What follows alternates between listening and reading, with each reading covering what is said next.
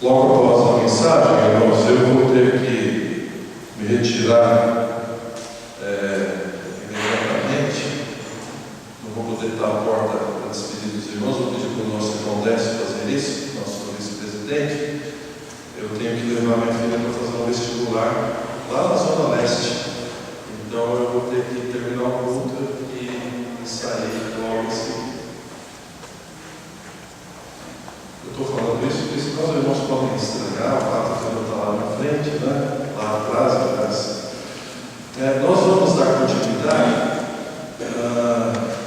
no estudo que temos feito na primeira carta de Paulo aos Tessalonicenses. Eu vou pedir que os irmãos abram a palavra de Deus em 1 Tessalonicenses, capítulo 2, a partir do verso 17. Semana passada nós fomos até o 16, hoje nós vamos ler a partir do 17, do capítulo 2 e o capítulo 3 inteiro também.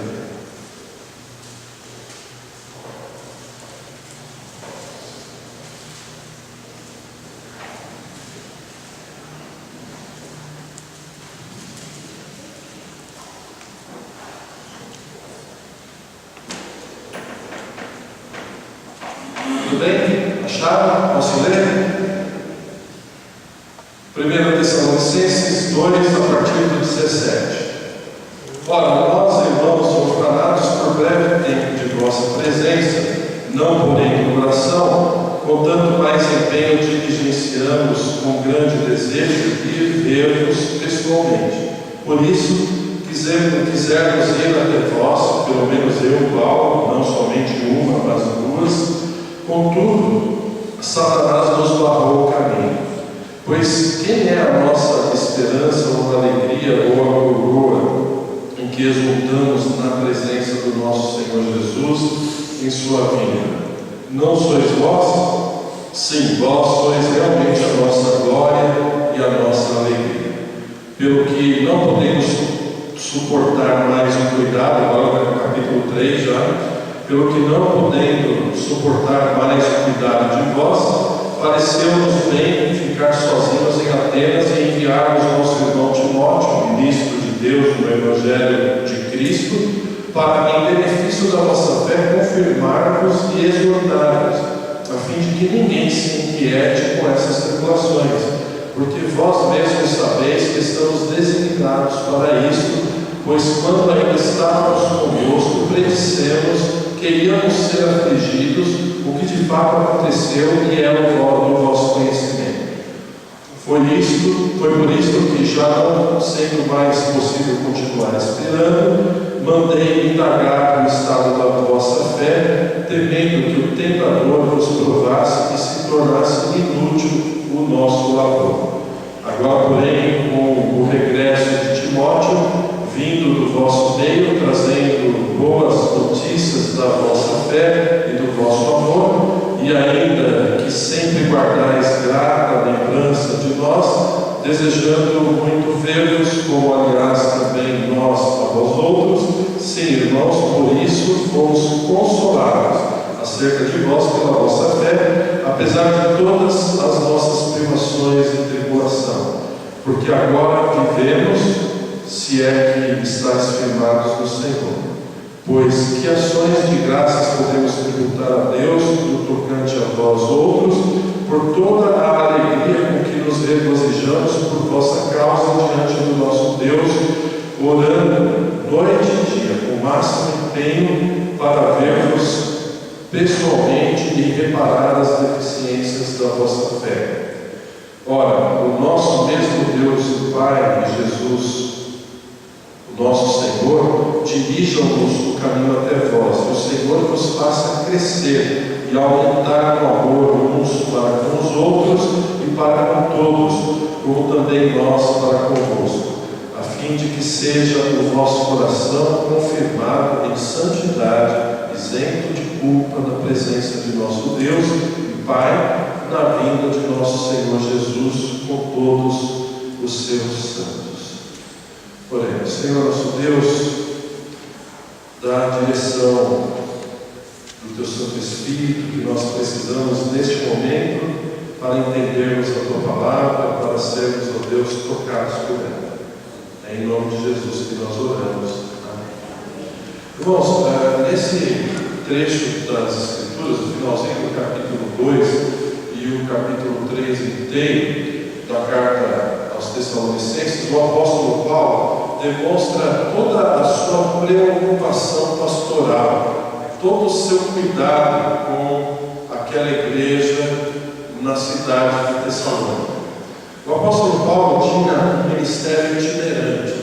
Ele era um missionário que fez grandes viagens missionárias, chegando nas cidades, implantando igrejas, iniciando um trabalho de fé, da pregação do Evangelho de Jesus, preparando a liderança para continuar a igreja, e depois ele ia embora e seguia assim o seu ministério, de cidade em cidade, pregando a palavra de Deus e plantando igrejas. E ele não considerava a sua missão cumprida. Ele pregava o Evangelho para uma cidade, mas ele continuava preocupado com aquela igreja daquela cidade. Nós podemos perceber nesta carta que nós acabamos de ler, nesse trecho da carta, que ele já estava em outro lugar, sofrendo perseguição, plantando uma outra igreja, mas preocupado com aqueles irmãos da cidade de Tessalônica. E não só ele, se nós formos ver as outras cartas do apóstolo Paulo, ele estava preocupado com todas as igrejas e escrevia para todas as igrejas por onde ele tinha passado. E ele tinha o desejo de voltar naquelas cidades. Algumas vezes ele voltava, outras ele era impedido de voltar. Nesse texto que nós lemos, diz que Satanás barrou o caminho dele, ele sofria perseguições, lutas para pregar o Evangelho, mas ele não deixava de se preocupar com os irmãos filhos da fé dele. Ele não se preocupava somente em pregar e ver as pessoas convertidas e uma nova igreja nascendo, mas ele se preocupava em cuidar da igreja, mesmo à distância, através das cartas ou enviando colaboradores dele, como no caso de Tessalônica, ele enviou Timóteo para ir lá ver como as coisas estavam. Irmãos, esse é um cuidado pastoral. Os pastores que levam a sério o seu ministério precisam ter esse tipo de cuidado com as suas ovelhas. Mas eu penso, irmãos, que essa é uma atitude não só para os pastores, é para cada um de nós cristãos, de estarmos preocupados uns com os outros, especialmente com aqueles que nós levamos, através da pregação da palavra, até Cristo. Não é simplesmente a nossa missão pregar o Evangelho, a pessoa se converte e agora ela vai caminhar com suas próprias pernas. Nós sabemos que quando alguém se converte, ele é como um bebê espiritual e ele precisa de cuidado, ele precisa crescer, ele precisa ser acompanhado, ele precisa muitas vezes ser corrigido. E o apóstolo Paulo, ele tinha essa preocupação. Então ele mandava cartas para a igreja, primeiro procurava saber como a igreja estava. Ele recebia cartas das igrejas, ou recebia mensageiros das igrejas para saber como estava. E aí ele escrevia as orientações de acordo com a orientação de Deus para aquelas igrejas. E muitas vezes uma pessoa se converte e, se ela não for adequadamente instruída na palavra de Deus, ela desanima na fé, não persevera, não permanece, fica sem crescer espiritualmente. Então, nós precisamos, como igreja, pensar nisso. Há pessoas que chegam na nossa igreja, ouvem a palavra e começam a frequentar, algumas se converteram já, outras não, mas elas precisam de cuidado. E esse cuidado, obviamente, o pastor procura ter, mas ele sozinho não consegue. O próprio apóstolo Paulo tinha os irmãos que ajudavam ele. E no contexto de uma igreja local, cada membro da igreja também tem a missão de ajudar no cuidado uns para com os outros, para que haja crescimento, para que haja o fortalecimento da fé. Como é importante quando uma pessoa se converte, logo ou começa a frequentar a igreja, ela ser reconhecida pelo nome, ela receber uma visita em casa, uma ligação dizendo: estou orando por você. Então, esse cuidado que o apóstolo Paulo tinha é algo digno de ser cuidado por todos nós, no cuidado de um para com os outros. Às vezes a nossa vida é tão corrida, meus irmãos, neste mundo, que nós acabamos até nos esquecendo que nós somos ligados, espiritualmente aos nossos irmãos. E às vezes passamos uma semana inteira sem ter contato com os irmãos que caminham conosco na fé. Então precisamos ter essa preocupação com aqueles que servem ao Senhor, especialmente aqueles que são novos. A igreja de Tessalônica era uma igreja nova, era uma igreja que ainda estava sendo firmada na fé. Tanto é que o apóstolo Paulo, ele fala de visitá-los para corrigi-los nas deficiências que eles tinham na fé. Ou seja, precisavam ser ainda orientados. Apesar de ser uma igreja muito boa, o apóstolo Paulo elogia no início da carta, havia deficiências. E às vezes uma pessoa, quando está no início da sua caminhada cristã, há deficiências na sua fé, ela precisa ser instruída. E nós precisamos estar atentos uns aos outros para nos instruirmos mutuamente na palavra de Deus. Então, inicialmente, o que eu gostaria de despertar em nós é esse cuidado uns pelos outros, especialmente pelos que são novos na fé. Agora, o apóstolo Paulo estava tão preocupado com aquela igreja, mas ele teve boas notícias. No verso de número 6, capítulo 3, ele diz assim: agora, porém, com o regresso de Timóteo, lembra que Timóteo foi lá visitá-los, voltou com boas notícias. Vendo notícias da vossa fé e do vosso amor, e ainda que sempre guardais a grata lembrança de nós, desejando muito ver-vos, como aliás também nós a vós outros. E depois, no verso 7, ele diz: sim, irmãos, por isso fomos consolados acerca de vós pela vossa fé, apesar de todas as nossas privações e tribulação. O que o apóstolo Paulo está dizendo é o seguinte: eu estava muito preocupado com vocês, mas agora sabendo que, apesar das dúvidas, vocês estão firmes na fé, isso me trouxe ânimo, me trouxe vigor, me trouxe alegria. E como é gostoso, irmãos, como é bom, como enche de alegria o nosso coração quando nós vemos pessoas crescendo na fé. Pessoas que, apesar de pouco tempo de vida cristã, já estão entendendo a vontade de Deus, conhecendo a vontade de Deus e crescendo no seu relacionamento com Deus. Porque, de fato, é isso que Deus espera de cada um de nós. A conversão é apenas o início de um relacionamento com Deus. Não é o fim, não é se converter e pronto. A partir da conversão, nós devemos buscar o crescimento espiritual. O apóstolo Paulo, ele se alegrava com o crescimento espiritual daquela igreja. Era uma igreja nova, mas que estava buscando fazer a vontade de Deus, que demonstrava amor uns pelos outros.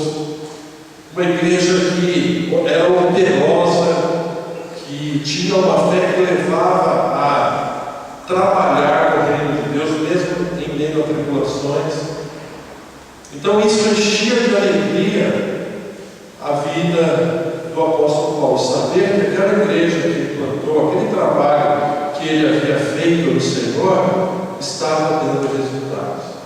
Aliás, irmãos, essa é uma das maiores alegrias de um pastor, quando ele vê que através da pregação da palavra de Deus as pessoas estão crescendo espiritualmente, que está havendo mudanças de vida. Nem sempre isso é possível o pastor ver, porque obviamente nós não acompanhamos as pessoas todos os dias e não sabemos exatamente o que vai no coração de cada um. E a pregação da palavra de Deus, ela tem uma ação especialmente no interior, na alma, no espírito. Mas como é bom nós vermos irmãos crescendo na fé, irmãos que levam a palavra de Deus a sério, que ouvem a pregação da palavra e colocam em prática. Como isso enche de alegria e ânimo a vida de um pastor. Então o apóstolo Paulo estava muito feliz com o crescimento daqueles irmãos. Ele ainda achava que precisava visitá-los e corrigir algumas deficiências na fé, mas o fato de aqueles irmãos estarem caminhando e crescendo trazia alegria ao seu coração. Então devemos, irmãos, nos esforçar para nos ajudarmos mutuamente no crescimento espiritual, porque isso traz alegria ao nosso coração e obviamente traz alegria para o coração de Deus, quando ele vê os seus servos levando a sério a palavra de Deus e crescendo espiritualmente na vontade dele. E a melhor maneira de nós ajudarmos, obviamente, além de acompanharmos, de nos interessarmos pelo crescimento espiritual dos outros, é orando uns pelos outros. O apóstolo Paulo, as cartas dele sempre demonstram orações que ele fazia em favor das igrejas. E no verso de número 10, ele fala assim, para os Tessalonicenses, orando noite e dia, com o máximo empenho para vermos pessoalmente e reparar as deficiências da nossa fé. Ora, o nosso mesmo Deus e Pai Jesus, nosso Senhor, dirija-nos no caminho de vós, e o Senhor nos faça, olha a oração dele, crescer e aumentar o amor uns para com os outros. Ou seja, o apóstolo Paulo, ele orava pelo crescimento espiritual daquela igreja, ele intercedia, ele não podia estar presente. Muitas vezes nós realmente não podemos estar presentes no momento, na vida das pessoas. Nós não podemos nos ver todos os dias, mas nós podemos orar uns pelos outros todos os dias, ter esse propósito no coração. Muitos de nós temos aderido à campanha de 100 dias de oração pelas famílias da nossa igreja e de todo o Brasil, e temos em casa procurado fazer isso todos os dias, nos momentos de reflexão, nos momentos de culto, quando nós podemos nos reunir. E é isso que Deus deseja de nós, que nós oremos uns pelos outros. Se não é possível você estar junto com o irmão para ajudá-lo no crescimento espiritual, ou para ajudá-lo na luta, na batalha que ele está vivendo, você pode orar por ele. A palavra de Deus diz em Tiago que pode muito em seus efeitos a oração de um justo, daquele que é justificado por Cristo. Então não deixemos de orar uns pelos outros. O apóstolo Paulo orava, eu imagino que o apóstolo Paulo orava muito, irmãos, porque toda a carta que a gente lê dele, ele menciona que ele ora por aquela igreja. E além das cartas escritas a essa igreja, ele fundou muitas outras igrejas e escreveu outras cartas que nós não temos no registro. Então ele orava por muita gente, ele se preocupava por muita gente. Às vezes nós temos a tendência em nossas orações, irmãos, em orarmos por nós mesmos só, quanto muito por alguém da nossa família. E eu digo assim, que quando a gente ora por alguém que é muito próximo de nós, na verdade a gente está orando por nós também. Quando eu oro pela saúde da Maria, é porque eu não quero que ela sofra. E eu não quero que ela sofra tanto, porque se ela sofrer, eu vou sofrer também. Ela é muito próxima. Mas nós devemos nos interessar em orar, não só pelos mais próximos, mas por todos, por toda a igreja. Às vezes tem aquele irmão, aquela irmã que a gente nem tem muito contato, mas a gente sabe que está passando por uma luta. Ore, clame ao Senhor. Esse é um princípio que nós vemos na palavra de Deus, que nós devemos orar uns pelos outros. O apóstolo Paulo orava por aquela igreja, se preocupava com aquela igreja, e é assim também que nós devemos fazer, orar, nos preocuparmos com os nossos irmãos, orando, intercedendo. E o apóstolo Paulo, no final do capítulo 3, faz uma exortação para aquela igreja, à distância. E para essa exortação, irmãos, nós precisamos estar atentos, porque é algo sério, como toda a palavra de Deus. Mas ele faz uma oração para que, verso 13, a fim de que seja o nosso coração confirmado em santidade, isento de culpa, na presença de nosso Deus e Pai, na vinda do nosso Senhor Jesus com todos os seus santos. O apóstolo Paulo está fazendo para aquela igreja uma exortação à santidade, para que o vosso coração seja confirmado em santidade. Irmãos, como cristãos, nós devemos buscar ter uma vida de santidade na presença de Deus. E santidade significa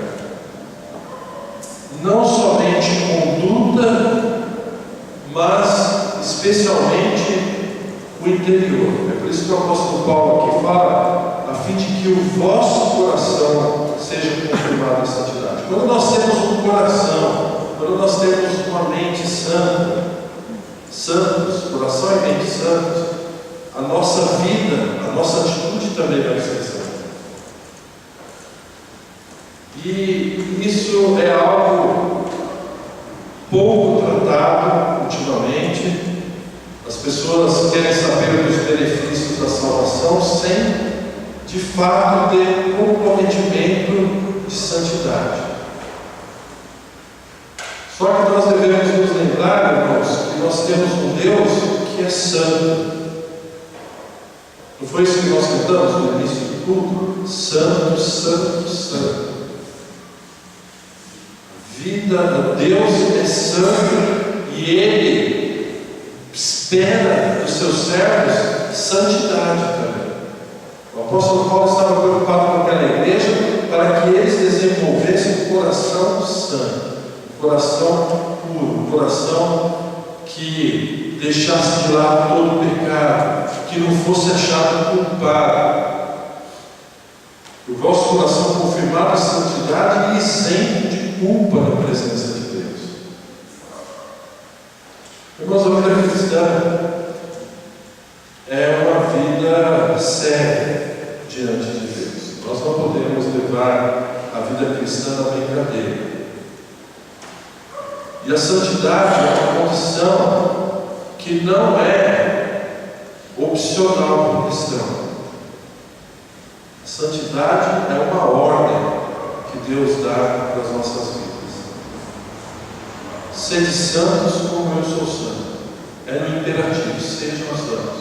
E a santidade começa no coração, começa na mente e, obviamente, se vai transparecer no nosso comportamento, vai transparecer na nossa palavra. Há pessoas que pensam que a vida cristã é apenas fazer parte de uma igreja, receber as bênçãos de Deus sem mudança de vida, sem mudança de coração, sem santidade. E logo mais à noite, se Deus assim permitir, nós vamos tratar também desse assunto, porque nós percebemos que há muita gente nesse mundo, nos nossos dias, que vive uma vida de hipocrisia. Ou seja, de que professam alguma coisa, fazem parte até mesmo de uma igreja, mas vivem outra coisa no dia a dia. E hoje à noite nós vamos tratar um pouco de como Deus encara esse tipo de atitude. Então, a exortação é para que haja santidade, para que haja coração moldado por Deus, coração realmente confirmado em santidade na presença de Deus, para que não haja culpa sobre nós. Até porque o apóstolo Paulo menciona aqui a volta do Senhor Jesus Cristo. Ele diz, na vinda de nosso Senhor Jesus Cristo, e nós não sabemos quando Cristo vai voltar. E quando Ele voltar, como Ele vai nos achar? Vai nos achar em santidade, numa situação de crescimento espiritual? Ou vai nos achar acomodados e culpados diante dEle por não buscar uma vida de santidade? O cristão deve pensar nisso todos os dias. Porque a volta de Cristo nós não sabemos quando vai ser, pode ser hoje. Como Deus vai encontrar a nossa vida? Nosso coração está confirmado na santidade e a nossa vida representa essa santidade que Deus espera de nós? O apóstolo Paulo estava preocupado com a santidade daquela igreja e certamente Deus está também interessado na santidade da nossa igreja, na santidade da nossa vida diante de Deus. Irmãos, ser santo não significa nunca pecar, porque não haveria nenhum aqui, a começar de mim, porque todos nós pecamos. Mas ser santo é ter uma atitude diante de Deus de reconhecer os seus erros e querer tirar esses erros de sua vida. Isso é santidade. A santidade é a busca, é o empenho para se fazer a vontade de Deus todos os dias da nossa vida. Haverá momentos em que nós vamos errar, mas nós vamos reconhecer nosso erro, pedir perdão e buscar a santidade diante de Deus. Coração confirmado na santidade. Agora, há pessoas que vivem a vida cristã e não se preocupam com isso, que pecam e nem estão preocupadas com o seu pecado, pecam e nem sentem o peso mais do seu pecado, que pecam e acham que aquilo é normal, porque é assim mesmo, e que Deus nos entende. Deus realmente nos entende, irmãos. Ai de nós se Ele não nos entendesse, se não fosse misericordioso para conosco. Mas esse mesmo Deus que entende as nossas limitações é um Deus que quer que nós vivamos em santidade. E Ele espera isso de nós. Ele esperava isso daquela igreja. O apóstolo Paulo estava preocupado com isso para a vida daquela igreja, e nós devemos estar preocupados com isso também para a nossa santidade. E uma vida em santidade na presença de Deus é uma vida abençoada, uma vida que tem a aprovação de Deus, é uma vida que vive em paz, é uma vida que recebe do Senhor tudo o que precisa, porque acima de tudo está preocupado em agradar a Deus. Que Deus nos ajude, meus irmãos, a vivermos nesse empenho de nos preocuparmos uns com os outros, de nos preocuparmos com o crescimento espiritual um do outro. Se percebemos que algum irmão está se desviando por um mau caminho, ou se desviando da igreja, se desviando da vontade de Deus, vamos lá, não com palavra de julgamento, mas vamos tentar resgatá-lo, trazê-lo para perto do Senhor novamente. Vamos orar uns pelos outros, vamos nos alegrar com o crescimento espiritual uns dos outros, e, acima de tudo, vamos buscar uma vida de santidade. Certamente nossa igreja será abençoada, nós seremos abençoados, nossas famílias serão abençoadas.